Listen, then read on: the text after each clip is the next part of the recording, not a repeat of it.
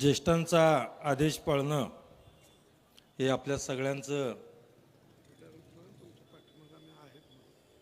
कर्तव्य आहेच आहे.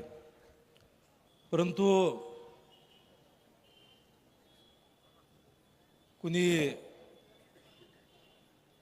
का रे म्हणलं तर आपण आ रे म्हणायचं नाही. काय करायचं मग?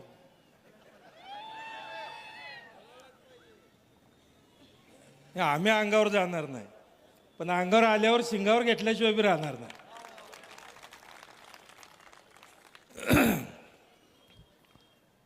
पंढरपूर नगरपालिकेच्या सार्वजनिक निवडणुकीच्या निमित्तानं आज या ठिकाणी भारतीय जनता पार्टी आणि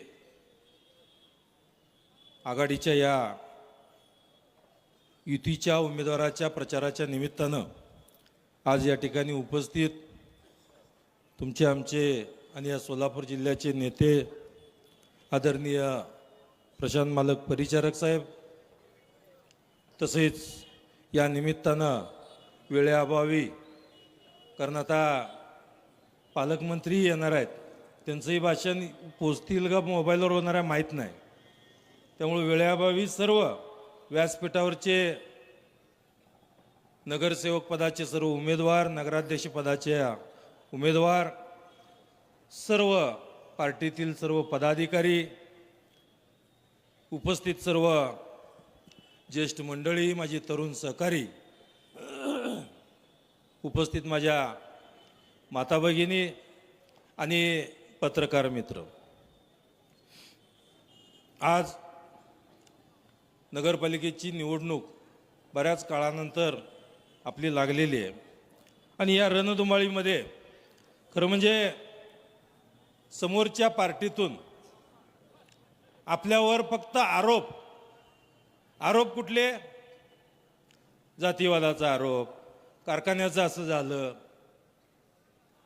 परंतु मला त्यांना एवढंच म्हणायचं आहे की माझ्या आमदारकीचा काळ हा 4 वर्षाचा आहे. आदरणीय मालकांच्यामुळं, सर्व पांडुरंग परिवार, भारतीय जनता पार्टी सर्वांच्यामुळं, आपल्या सगळ्यांच्या सहकार्यानं या ठिकाणी मला दुसरी टर्म आता मी करतोय. तुमच्या सगळ्यांच्या आशीर्वादानं, पंढरपूर मंगळवेढ्यातल्या सर्व जनतेच्या आशीर्वादानं त्या विधानभवनामध्ये पाठवण्याचं काम तुम्ही या निमित्तानं केलेलं आहे. खरं म्हणजे त्या 288 आमदारामध्ये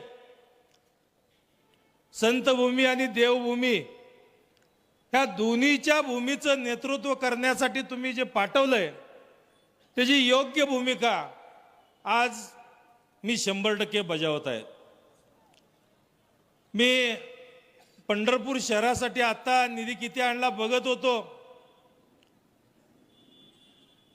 जवळजवळ मालकाने मी बघत होतो, मालक किती जवळजवळ 900 कोटीपर्यंत गेला. 900 कोटीपर्यंत जर शहरात निधी आज या ठिकाणी गेला असेल तर मला या निमित्तानं एवढंच म्हणायचं आहे, आदरणीय मालकाने आणि मी त्या ठिकाणी हे महायुतीच्या सरकारमध्ये, या महायुतीच्या सरकारमधून, महाराष्ट्राच्या तिजोरीमधून आपल्या मतदारसंघासाठी जेवढा जास्तीत जास्त निधी आणण्याचं काम आम्ही दोघांनी या निमित्तानं केलेलं आहे. आज आपण बघतोय इथं बसलाय आपण, जिजामाता उद्यान असेल, पद्मावती उद्यान असेल, आतापर्यंत बरेचसे उपनगरामधले ओपन प्लॉट असतील त्याही डेव्हलपमेंट केलेले आहेत. बरीचशी मंदिरं त्या ठिकाणी बांधलेली आहेत. आज खरं म्हणजे पांडुरंगाच्या मंदिराला सुद्धा 225 कोटी रुपये या ठिकाणी आणण्याचं काम आम्ही केलेलं आहे. आपण बघतोय पंढरपूरमधून भूमिगत गटरीचं काम आहे, रस्त्याचं काम आहे, पिण्याच्या पाण्याच्या पाईपलाईनचं काम आहे, टाक्याचं. आता वाळुसकर साहेबांनी त्यांच्या भाषणात सांगितलं की एवढ्या टाक्या बांधल्यात की त्यांना टाक्याची नावं सुद्धा माहीत नाहीत.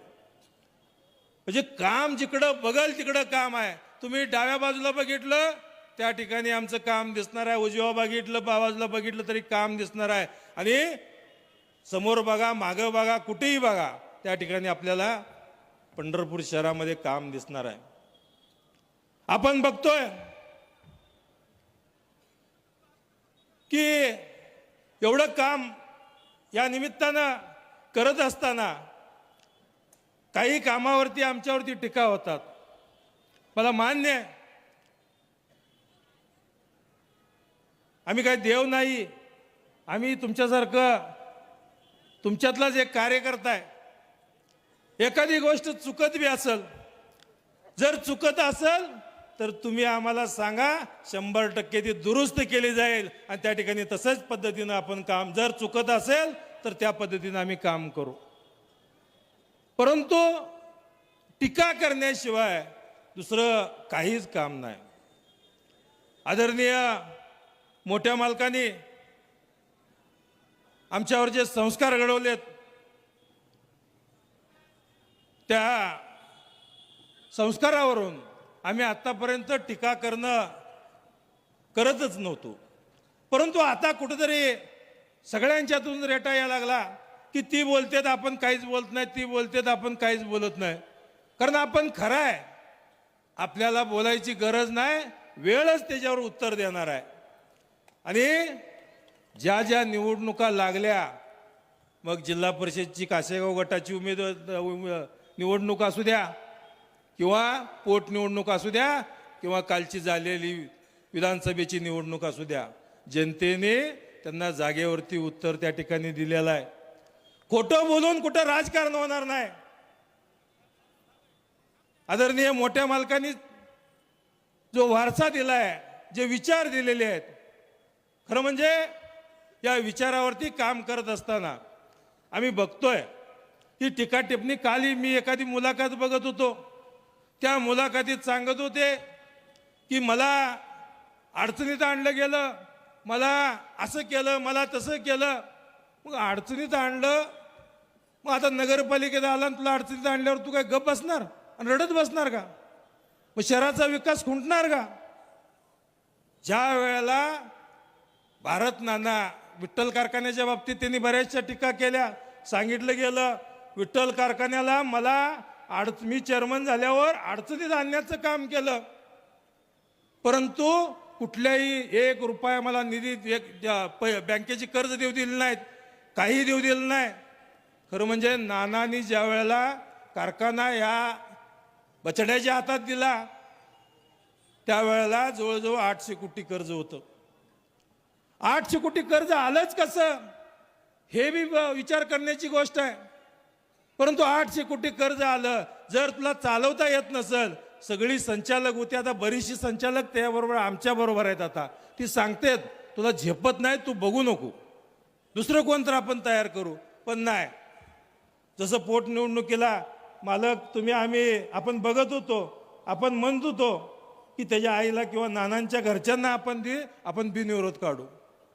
पण ह्याचा बालहट्ट काय सरना नाही, मीच महिला असेल तर माझी बायको, म्हणजे आईचं नावच काढना कुठं. परंतु ती निवडणूक लादली गेली. आज विठ्ठल कारखान्याच्या बाबतीत बोललं जातं की विठ्ठल कारखान्याच्या बाबतीत खरं म्हणजे आज ते म्हणत होते, आज मी बी त्या ठिकाणी आलो घेऊन की 2014 ते 19 आदरणीय देवाभाऊ मुख्यमंत्री होते आणि विठ्ठल कारखान्याला अडचणीत आणलं असं त्यांनी सांगितलं. परंतु 2019ला 60 कोटी रुपये कारखाना चालू करण्यासाठी दिलं होतं. 2019ला 60 कोटी रुपये जर कारखाना चालू करण्यासाठी दिला असेल तर 19-20 म्हणजे त्याच वर्षी कारखाना बंद ठेवला का बंद ठेवला, हेही महत्वाचं आहे. हे 60 कोटी परत व्यापाऱ्याला देऊन व्यापाऱ्याकडून परत पैसे काढलं गेलं. शिवाय 100 कोटी रुपये 2017-18ला हे डिस्टिलरी बनवण्यासाठी आदरणीय देवाभाऊंनी त्या ठिकाणी दिलं होतं. त्यावेळेला मिटिंग झाली होती की कारखान्याला 100 कोटी. आता इलेक्शन कारखान्याचं नाही आहे, परंतु त्या मुलाखतीमध्ये त्यांनी जे सांगितलंय त्यामुळे आता ही सांगायची पाळी आली आहे. खोटं बोल पण रिटून बोल. या अशा पद्धतीचं वागणं हे योग्य नाही. आज आपण बघतोय 17-18ला डिस्लरीवर जे 100 कोटीचं कर्ज दिलं होतं त्या 100 कोटीवर 35 कोटी रुपये हे जुन्या व्यापाऱ्याचं देऊन टाकलं. 35 कोटी रुपये हे त्या ठिकाणी कारखाना चालू करण्यासाठी त्यात टाकले गेले. राहिलेल्या पैशाचं गोळाबेरीज केली. म्हणजे डिस्लरी करायची, डिस्लरीची क्षमता वाढवायची हे त्या ठिकाणी मावळली गेली. आज आपण बघतोय व्यापारी देणे देतात. आम्ही व्यापारी देण्यावर ते बी देणीच आहेत, द्यायलाच पाहिजेत. परंतु ज्यासाठी जे कर्ज काढलं, डिस्लरीसाठी कर्ज काढलं, ते डिस्लरीसाठी वापरलं पाहिजे. आणि तुम्हाला पैसे देऊन सुद्धा तुम्ही जर नाही म्हणत असाल आणि असा जर खोटारडेपणा सांगत असाल आमच्या नेत्यांच्या बाबतीत, हे कदाचित खपवून घेतलं जाणार नाही. आज त्यांच्यावर सुद्धा आता पेपरही वाचत होतो, जुना पेपर निघाले होते. 1,05,00,000ची त्यांनी कारखान्याची फसवणूक केली, अपहार केला म्हणून 1,05,00,000 ह्याच्यावरती त्यांच्यावर मला वाटतं फौजदारीचा गुन्हाही विठ्ठल कारखान्याने दाखल केलेला आहे. मग एवढं सगळं असताना खरं म्हणजे प्रत्येक निवडणूक झाली, पक्ष बदलले, जनता हाच माझा पक्ष एवढं सांगायचं, परत त्या पक्षाकडे जायचं, त्या पक्षाला डिमांड करायची, पैशाची मागणी करायची, त्याच्याकडून पैसे घ्यायचं, ह्याच्याकडे जायचं, ह्याच्याकडून मागणी करायची, त्याच्याकडून पैसे घ्यायचं, एवढ्याशिवाय उद्योग नाही. रमी आता त्यांच्या वैतागानंतर सरकारने जंगली रमी बंद करून टाकली, बंद केली. मग सरकारला सुद्धा त्यांची किती काळजी आहे बघा. बऱ्याच याला म्हणजे आता ही इलेक्शन झालं, मी प्रत्येक इलेक्शन मध्ये सांगतोय, ही इलेक्शन झालं का डायरेक्ट परत गुहेत. एक महाराज होते आणि ती गुहेत तपश्चर्या करायचे आणि तपश्चर्या करून 6 महिन्याला गुहेतनं बाहेर यायचे. आणि 6 महिन्याला आल्यानंतर मग गावातली काही चांगली मंडळी किंवा काही विशिष्ट काम करणारे असतील किंवा चांगल्या संप्रदायातले असतील किंवा सगळ्या क्षेत्रातली चांगल्या क्षेत्रातली काम करणारे असतील, हे जरी मृत झाले तर मृत झाल्यानंतर आपण त्याला काय म्हणायचं, मडच म्हणायचं की. मग सगळे अशी मृत माणसं मडी सगळी त्या गुहेच्या बाहेर तशी सगळी ठेवायची. मग महाराज 6 महिन्यातनं एकदा बाहेर येणार आणि सगळे मंत्र जंत्र सगळं त्याच्यावरती हे शिंपडणार. ती सगळी मडी मृत माणसं सगळे उठणार आणि उठल्यानंतर जे त्याच्या ती घरी जाणार आणि महाराज परत गुहेत जाणार. ही जर वेळच्या इलेक्शनला अशी परिस्थिती आहे. ही सगळी उठवायचे. आता एवढी, आता मी आहे प्रशांत मालक, उमेश मालक, एवढी मागं लागतात सगळे. दादा 2 निवडणुकीचं आमचे एवढे पैसे राहिलेले आहेत, काय तर करा तुम्ही. अरे काय करा म्हणजे तुम्ही त्या पॅनलमधनं उभारल्या, मी काय करणार आहे. नाही नाही येऊ द्या एकदा आम्ही बघतो.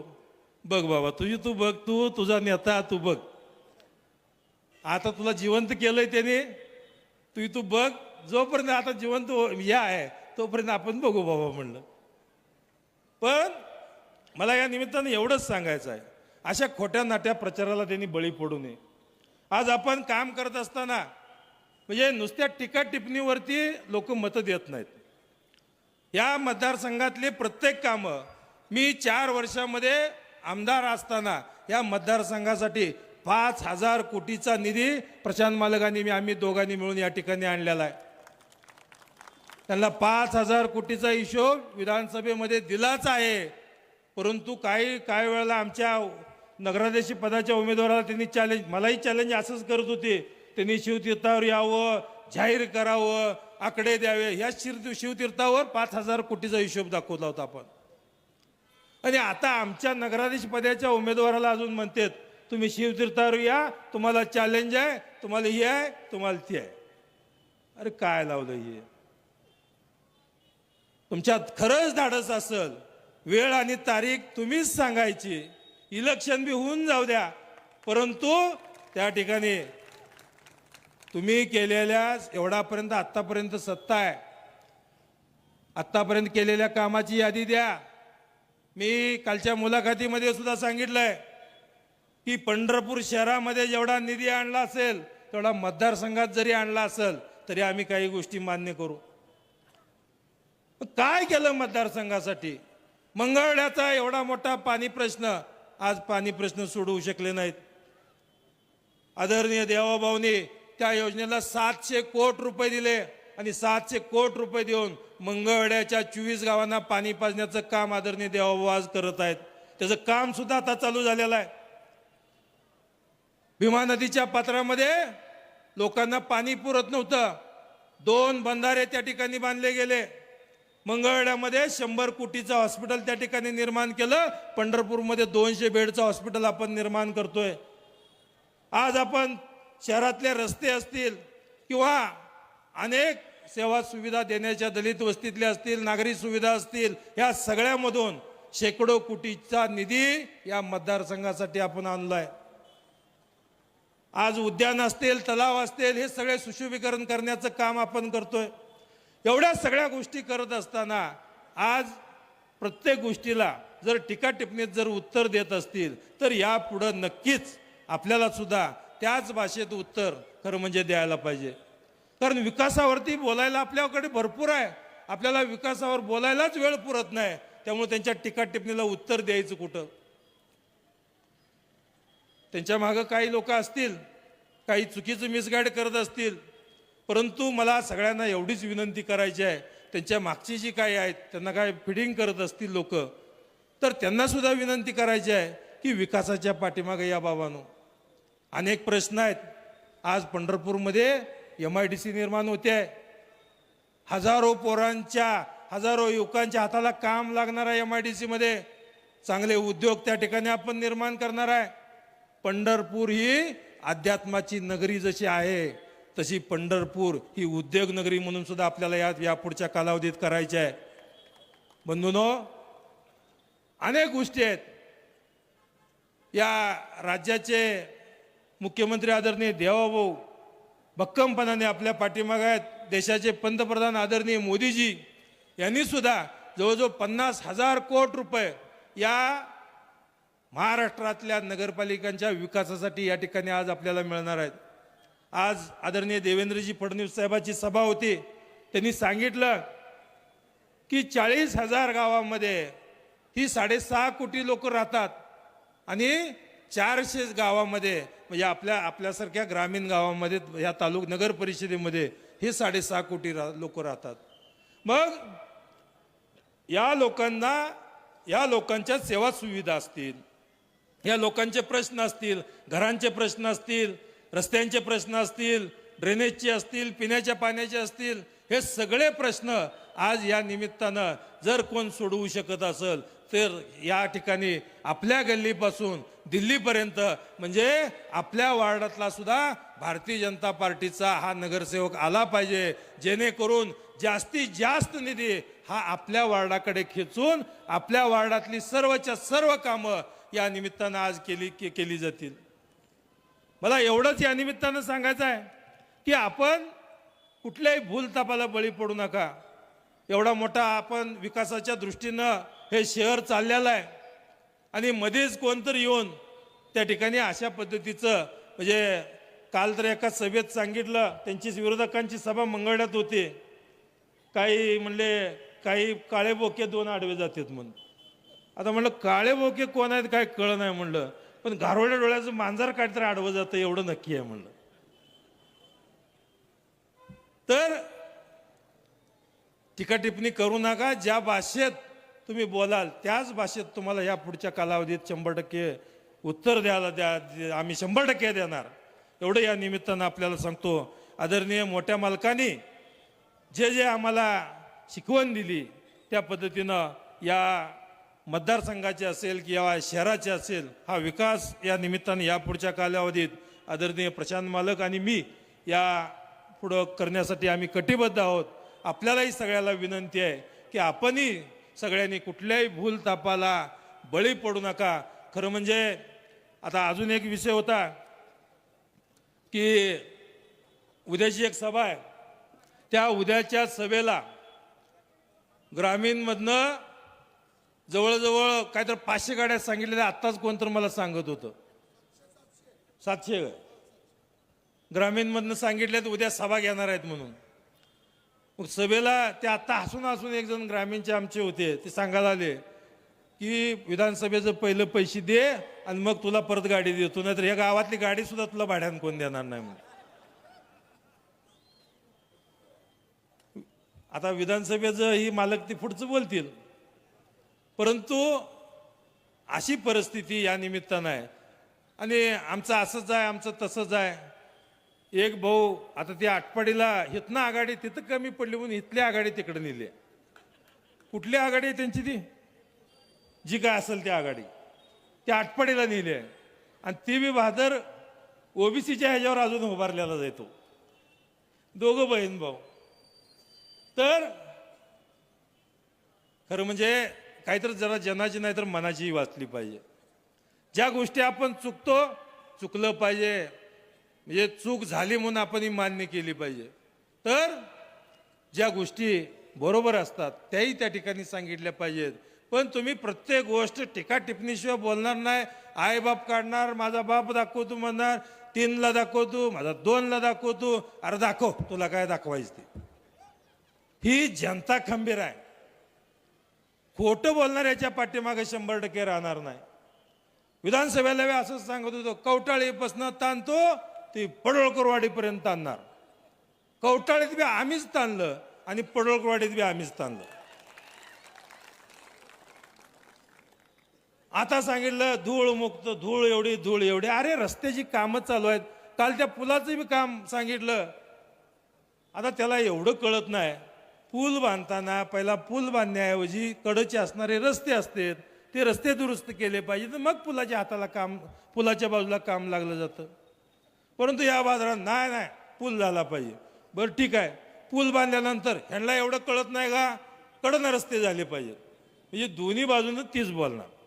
मग काम चालू असल्याना धूळ थोडी उडणारच आहे. आता ठीक आहे, त्यांना आपण त्या कॉन्ट्रॅक्टरलाही सांगू धूळ उडू नये ह्याचीही काळजी घेतली पाहिजे. त्या ठिकाणी लोकांना त्रास झाला, त्या अधिकाऱ्यांना आम्ही खडसावलं, 2 वेळा मिटिंग घेतली. परंतु आज एवढं या निमित्तानं सांगू इच्छितो की टीका टिप्पणी करून कुठं काय आपले पोटं बनणार नाही, आपल्या शहराचा विकास होणार नाही. या शहराचा विकास करण्याकरता या शहरामध्ये जे महापुरुषांच्या पुतळे आहेत, या पुतळ्यांना सुद्धा बराचसा निधी आपण या निमित्तानं दिलेला आहे. छत्रपती शिवाजी महाराजांचा सुद्धा पुतळा बऱ्याचशा आमच्या सहकार्यांनी मला सांगितलं, पुतळा आता थोडासा छोटा झाला आहे, तोही मोठा पुतळा आपल्याला केला पाहिजे. भविष्यामध्ये 100% छत्रपती शिवाजी महाराजांचा पुतळा सुद्धा ह्याच्यापेक्षा मोठा पुतळा या चौकामध्ये आपण करू, तेवढं आपल्याला या निमित्तानं सांगू इच्छितो. आणि आज येणाऱ्या 2 तारखेला आपल्याला एक विनंती करतोय की आपलं चिन्ह आहे कमळ, आणि नगराध्यक्ष ते मला वाटते 2 वार्डामध्ये बशी ना, 4 वार्ड, 2 प्रभागात 4 उमेदवार. मला वाटतं एक तर पुढे गेलं का 6 आणि 14. प्रभाग क्रमांक 6 मध्ये 2 कपबशी आणि 1 कमळ, आणि प्रभाग 14 मध्ये 2 कपबशी 1 कमळ. बाकीच्या प्रभागामध्ये काही विचार करायचा नाही. 3 कमळाची चिन्ह दिसतील, 3ही ठिकाणी कमळाची बटन एकाच मशीनवर आहे ना, ती 2 मशीनवर. काही ठिकाणी 2 आहेत, काही ठिकाणी 1 आहे. तर जिथं जिथं कमळ बटन दिसतंय त्या ठिकाणी सगळ्यांनी बटन दाबायचं आहे आणि भरघोस मताने या ठिकाणी निवडून द्यायचं आहे. एवढं आपल्या सगळ्यांना या निमित्तानं विनंती करतो आणि मी या ठिकाणी थांबतो. जय हिंद, जय महाराष्ट्र.